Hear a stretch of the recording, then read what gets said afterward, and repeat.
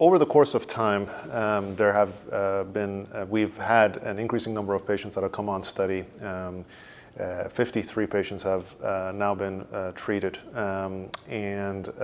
Among these patients, the rates of remission have hovered above 70%. Now, this is a composite remission rate, meaning that these are individuals who have complete remission or remission with incomplete peripheral count recovery. Classic optimal complete remission is a reduction in blasts in the marrow or leukemic cells in the marrow and recovery, full recovery of blood counts. Unfortunately, sometimes you don't get complete recovery of blood counts, but you get very nice improvement in marrow and some recovery, but not full recovery. That's called a CRI, not a CR. So the composite remission rate, which is CR and CRI, is quite high, much higher than we would expect from HMA therapy alone. So at least in this relatively small cohort of patients, 50 or so, the rates of remission are higher than what would be expected. And in fact, the majority of these responses are classic complete remissions, which is encouraging.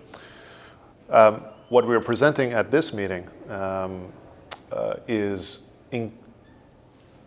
additional data on even higher risk groups within this cohort. So individuals who have very poor risk chromosomal changes as a feature of their leukemia, or have had preceding marrow neoplasms that have evolved or progressed to leukemia, or individuals who are over the age of 75. These patients, even in this sort of higher risk, older group of patients, are even poorer risk. And even among those patients, the rates of remission and response are quite high. So that is quite promising.